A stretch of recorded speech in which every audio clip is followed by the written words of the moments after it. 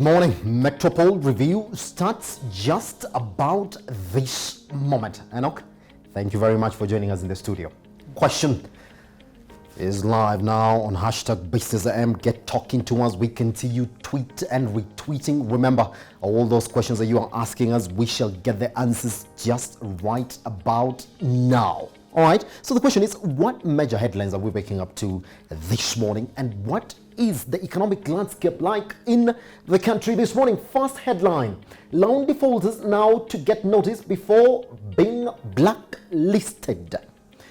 We've already spoken about this on the show, me and you. Back then we spoke about this topic. This is the only thing that needs to be done around the mobile lenders in this country. And do you support the Central Bank of Kenya's Patrick Njoroge comments saying that loan lenders or the mobile lenders in this country are operating close to Shylocks? Thank you so much, Kiage, for hosting me again today. What I want to say first is, when you look at the interest rates that those mobile loan lenders are charging, they're really way high, because some of them charge up to 15% for a 2 or 3 week loan. I mean, if you were to do that annually, that is a very high percentage in terms of interest. So someone will actually want to argue that they are operating more like Shylocks. It is just that it's Shylocks operating from mobile phones, yes. People that you never meet. And as the central bank governor said, I think it's around the time now that we need to think on how we can be able to have laws that can be able to protect the consumers, because at the end of the day, it is me and you who actually borrow from those platforms, yes, that suffer. Because so many people have actually ended up being blacklisted at the CRB because of these loans. And they're expanding every day because banks are coming in. More and more young people and entrepreneurs are opening more platforms, and it's something that has to be controlled in one way or the other in terms of how they operate, how much they can be able to charge, and actually regulations on how they interact with the consumers. Yes. Now, the big question is, we do know that we have bills that have failed to take effect in Parliament of seeing any lender, any person who operates as a bank, any person who takes a deposit, a loan, to be regulated under the Central Bank of Kenya Charter that looks at you as a bank. Now, what is the other side that we are not able to see right now? No, you see, what we don't want to do is we don't want to stifle innovation. Yes. Because mobile money lending and what we have as M-Pesa, it's actually as a result of the kind of innovation that we've had from young entrepreneurs. And there's a feeling that if we go ahead and actually regulate them, we'll have stifled their space in terms of how they come up with new ideas. And we may end up not having the opportunities like people have now to be able to get money. But then again, as a country, we have to look at the people using the product. How are they engaging with the product? What are they paying in terms of interest and penalties? And what are the results of non-payment as it is now? So that is what regulation needs to come in and do. And Parliament should be able to move fast. Probably they are not, because they don't use these services. It's me and you uses them. And the low-end users, of course, they need to come in, and someone needs to stand up and say, it is about time that we looked at how they operate. Without having to look at them as banks, they can be able to be put in their own category and have a unique sort of legal regulations that can be able to handle what they do. Yes. Yeah. Do you think, therefore, that if you're going to regulate mobile lenders, then M-Pesa Bank would also be something that will probably make the government go slower on mobile lenders regulation in the country? Because that's another conversation that's going to come up. Now, you see how M-Pesa has operated over time. Yes. They have actually not operated as a bank. They have operated as a platform, as the conduit, yes, that connects the bank and the consumer. Because the bank in this case is CBA, and that is what they do. Yes. So for them, they really remain as the conduit, as the person who is bringing the connection between the consumer and the bank. Yes. So that can actually not be defined as a bank. Yes. And it has to be remain so, because the kind of services that M-Pesa is giving to the Kenyans is a very fantastic service, something that even the first world is actually amazed about. So we don't want to really go in and try still for how they're operating, and there's a lot of also innovation that goes on every day in terms of how M-Pesa operates. Yes. But then again, the mobile lenders are the ones that are supposed to be looked at, because they're also using the M-Pesa platform, and of course they have arrangement with banks on how they operate. But the issue really is the interest rates and the way they have been listing people on CRB because of small loans of 1,000 shillings, 500 shillings, and you actually cannot be able to access more service because of being listed by these mobile lenders. Yes. All right, now the news that we do have on this story is that now some of the mobile lenders in the country have already created a union as they try to chart for ethical or professional ways in which they can handle this business that is creating quite a talk in the Kenyan economy right now, starting from the new man at the Central Bank of Kenya, or should we say, the normal man. All right, now next headline. Kenya's paid the highest for ugali. And we've handled this topic year in, year out, and I do know very much that this is not the last time that we're going to handle this topic. Now, people are looking at it differently. Can we therefore see whether it's only Kenya in East Africa that has this problem? And it's merging out now that actually it's only Kenya that has this problem. Some parts in Tanzania right now for 3,000 kg bag. So for 90 kg bag, they're buying it at 1,760 shillings. Others are buying at 2,000 shillings. The highest has been around 3,600 shillings in Uganda, and that's the highest that they're talking about. But come to Kenya, some places in Machakos right now, we are buying it at 4,050 shillings. We do know in Kisumu, 4,000 shillings. Some areas in Kilifi, 4,064 shillings. Enock, I just want us to really understand. If the government is saying that one of the ways in which that we want to push for the top 4 agenda is food security, but up till now, we are not sure whether the 3,000 shillings 90 kg bag or 90 kg maize is getting released into the market. Kenyans are still buying unga at around 117, 120 shillings, depending on what you're buying. What will be the lasting solution to this issue, and should we, therefore, call the people responsible for this and get them out of office? For a country that actually imports maize from Uganda, yes, it is not surprising. That's the first thing. Because we've not managed to actually be able to produce enough to cater for our local demand. And we have actually looked to our brothers in Uganda to be able to get more. And we've gone as far as Brazil and Mexico, and you know what happens in the maize industry. But the thing that is killing this nation, especially when it comes to agriculture, is the cartel operations that we have. That we have so many middlemen whose interest is not the mwananchi, but of course it's profit. So by the time the maize leaves the National Cereals Board and gets to Kilifi, for example, it has passed through so many hands that the price has to go up. So it's not really the price of the maize that is high, because we know the government instructed the cereals board to buy the maize from the farmers at 2,500 shillings. So the price is lower when the cereals board is buying. But by the time that commodity leaves the cereals board and gets to the consumer, it is very expensive. And that is what the government needs to look at, because I would expect the cereals board to be so decentralized that someone in Kilifi can be able to buy from a cereals board in Kilifi. But if the maize is being bought from Eldoret, for example, and you have to transport it all the way to Kilifi, which is another probably 700 or 800 kilometers, adding that cost to it will make the commodity expensive. So we have to look at those factors. But then as a country, we have to focus on food security. We are a country that prides of ourselves of leading actually in agriculture, because that is our main export commodity that we have. Tea, coffee, and other products. But we've not invested in how we can be able to help our farmers come up with more production, products that are actually of quality that can be able to be sold within the market. And that is what is hurting us. Look at what happened at Galana, Kulalu.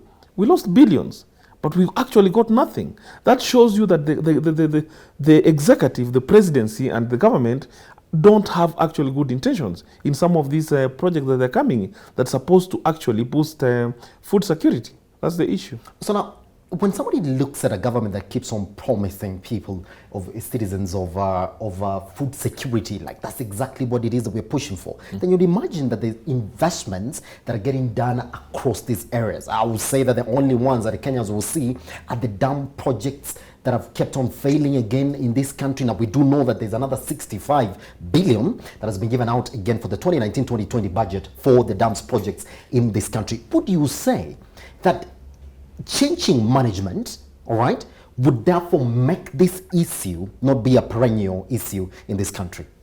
No, we have to change our mindset in terms of what are our expectations from the government, because even with very bold projects that are actually geared towards ensuring that we have better production, the projects have failed. And you've given an example of the dams. We know what has happened there. And as farmers now, we need to look at alternative ways of farming. And we hope that the private sector can be able to come in and invest in alternative ways, because, excuse me, our land is also becoming smaller and smaller every day. I mean, when I look at where I come from, the land we had 15 or 20 years ago is not the same, because we keep on, reducing the portions. So we have to think of alternative farming methods that can be able to help us. All right, alternative farming methods, or else this issue will continue to knock on your doorstep. Talk to us. How much are you buying your unga this morning? How much are you going to buy it tomorrow? We shall keep a tabs on this headline, and any development around it, we shall get it straight to you. All right, let's cross over therefore and look at the next headline that you're waking up to this morning. The man himself, Patrick Njoroge. His term has been extended. First question, a surprise? Not a surprise? Not really a surprise, because in this country, people go for 2 terms, they retire, they get another extension, so we are not surprised. We're not surprised. Yes. Anyway, let's get deeper therefore. What note would you take from this man? It's been 4 years down the line. What notable thing would you point to Patrick Njoroge? I think the central bank, in terms of policy, has done a good job. I mean, if you look at the achievements that we've had in the past 4 years, yes, including issues surrounding the bank's margin. Of course, we've had issues with the banking sector. Yes. We've had a stable currency, sort of, because, we have a psychological rate of 107 that we work with. This guy has actually managed to work around the monetary and fiscal policies that the government employs to ensure that that rate remains below that, which has been a good thing. And of course, that also helps us because we borrow a lot in foreign currency.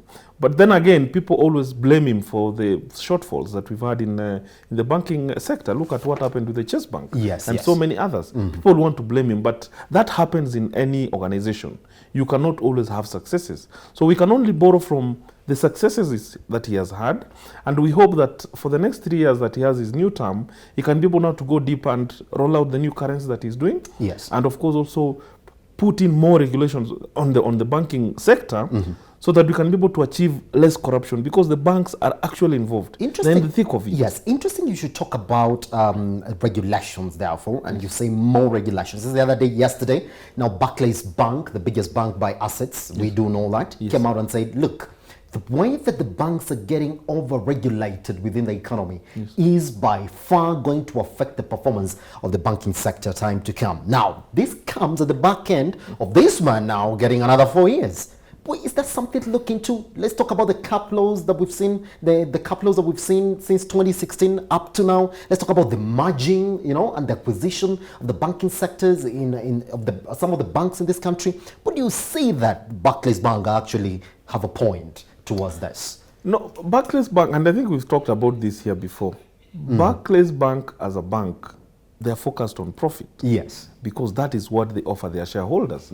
So anything that threatens that, actually they'll have to cry about it. Yes. But the truth is, other than the issue of the interest rate capping, which is not a making of the central bank, because the central bank has come out strongly to oppose that, the banks have always wanted to operate in a rogue way.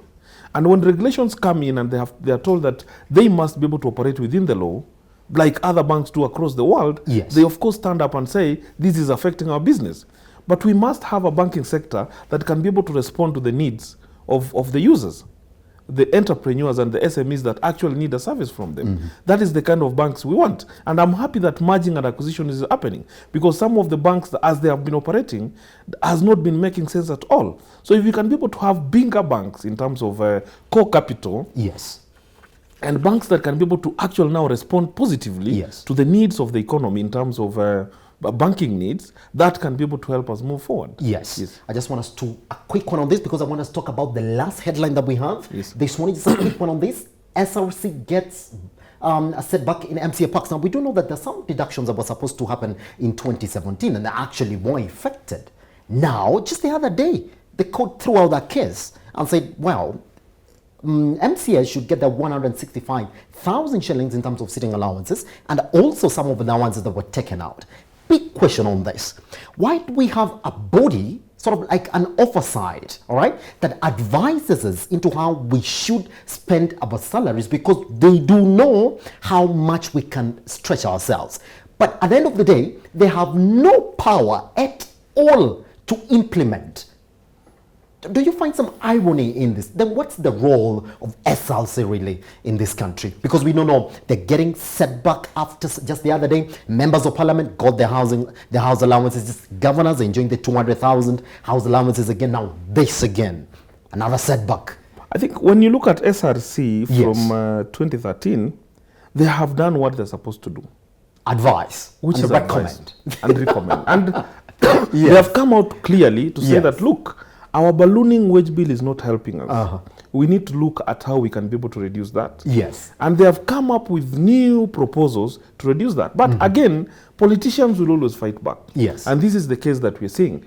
The case is not over yet, because that was just a ruling on some request that SRC some made. requests, yes. Because they wanted to stop the deductions pending the hearing of the Yes. matter at the Court of Appeal. And the Court of Appeal said, look, we have no reason to believe that if the MCAs lose the case, they cannot refund the money. But our politicians have to come out and actually do what they promised the Kenyans they want to do. Yes. Which is offer service at the lowest price possible and ensure that we are developing the economy. By them taking the kind of allowances they're taking, and the MPs taking what they're taking, and I think we've discussed that before here, it just shows how greedy those people are. Yes. The people that we elect every 5 years. Yes. Now I just want us to cross over therefore to another headline of another man at the top seat of one of the institutions in this country. James Mburu takes over now at KRA. Another 3-year term. We just want to see exactly what's going to happen. So, Enock, when you look at KRA, they've never met their collection targets. It's shortfall year in, year out. What should be the next top agenda for this man? And bearing in mind, he's been at KRA for 12 good years. The first thing is, of course, I'll want to wish Mburu well. Yes. As he takes over. Yes. And we don't want now to start looking at whether he actually deserved the position or not, because there's a lot of jittery. Would that not be a good reason for us to start observing from now? Yeah, there's a lot Yes. of jittery on how he rose to Yes. where he is now, considering that he has been the commissioner of ISO, which is Intelligence and Strategic Operations, which is probably a small entity within KRA. Yes. And that is also, of course, that has been used before, because the employees are complaining bitterly to actually target employees. What you've seen in the last few weeks at KRA. So now he's at the helm, and it becomes complicated for him, because he's not going to investigate, he's going to collect. And he has to balance between investigating, collecting, and ensuring that the employee welfare is actually taken care of. So the first most important thing that Mburu, of course, has to face is bringing back that confidence to the employees, because it has actually been affected for the last few weeks. Yes. From the court cases that we had, some of them being arrested. Yes. That is the first thing that he has to do. Should that be the first agenda as opposed to therefore stemming out all these people within KRA that have been making this institution not achieve its targets? Would you not say that's the biggest agenda? It is a fallacy that Yes. it's the employees who have been making KRA not to beat the targets. Yes. Because I interact with KRA every single day. Every single day. So I understand how the systems But work. what would the headline mean when you have 48 KRA employees getting interdicted and now they have a case in court that they really have to go and face? Honestly, Kiage, that was purely an administrative issue Yes. that should have been handled within KRA. Yes. It was the way that it was publicized was probably to make other people look good. But when you look at the accusations, if Yes. you've taken time to read the charge sheets, there is issues that HR should have actually dealt with easily without having to get to the point, including dismissals at that level. If people have found guilty, then now you can be able to charge them. And therefore, somebody is going to ask you, therefore, how does improving the confidence and the morale of employees at KRA going to help this body meet its target? Is it that people don't want to do their jobs? Are they scared to do their jobs? You see, in an organization, it takes two to tango. Yes. So it is not upon having a strong commissioner that will make the KRA meet its targets. It's about having a body that works together in terms of the senior management, the junior employees, and the legal framework, of course. So if you antagonize the employees who are actually the ones who are interacting daily with the taxpayer, you have a challenge there. And remember, KRA is a very big organization. It's a complex operation to run. It's not like running an organization with 5 or 10 employees. It has thousands of employees. And he has to take it easy and try and understand from the employees, because he has not been in collection part. He was initially in audit and intelligence. So collection is not in audit and intelligence. It is actually the people who interact with the taxpayers every day, making phone calls to them, following up, doing assessments and all those things. So he has his job cut out. He is inside, of course, having been there. And of course, he has learned a lot, Yes. having been in the system.